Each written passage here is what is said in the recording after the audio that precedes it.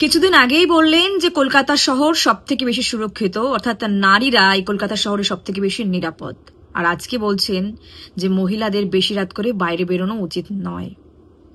এ কথা বলছেন আমাদের রাজ্যের মুখ্যমন্ত্রী স্বয়ং মমতা বন্দ্যোপাধ্যায়। এই কোন রাজ্যে বসবাস করছি আমরা?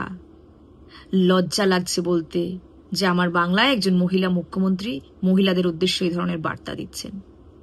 তার মানে রাজ্যের পুলিশ প্রশাসন আইন শৃঙ্খলা সব ভেঙে গেছে, কিছু নেই। তার জন্য তিনি মহিলাদের বেশি রাত করে বেরোনোটাকে সঠিক মনে করছেন না, বা তাদেরকে বলছেন বেশি রাত করে বেরোনো উচিত নয়।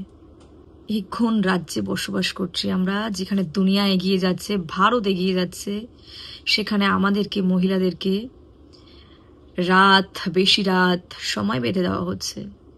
অবশ্য হবে নাই বা কেন? আমার রাজ্যেই তো ধর্ষণের জন্য টাকা নির্ধারিত হয়।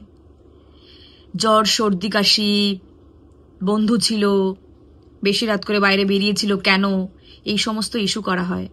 কিন্তু আমার রাজ্যের পুলিশ প্রশাসন এতটাই বিকলঙ্গ যে সেই সমস্ত ধর্ষককে ধরে এনে শাস্তি দিতে পারে না। আর শাস্তি দেওয়ার জন্য কোনো বিলের প্রয়োজন হয় না। শাস্তি দেওয়ার জন্য পুলিশ প্রশাসনের নিরপেক্ষ তদন্ত এবং সেই তদন্তের উপর নির্ভর করে বিচার দেওয়াটা ইম্পর্টেন্ট। এটা নয় যে মেয়েটি নির্যাতন হয়েছে সেই মেয়েটির চোখের সামনে দিয়ে সেই নপুংসক ধর্ষক মাথা উঁচু করে হেঁটে বেড়াবে। এটাই তো আমার রাজ্যে হচ্ছে। লজ্জা লাগছে।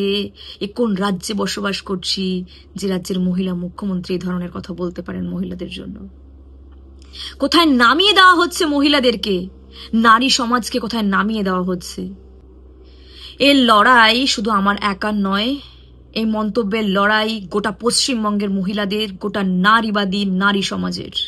আরো ভালো ভালো খবর দেখতে সাবস্ক্রাইব করুন বাংলা হান্টের ইউটিউব চ্যানেল।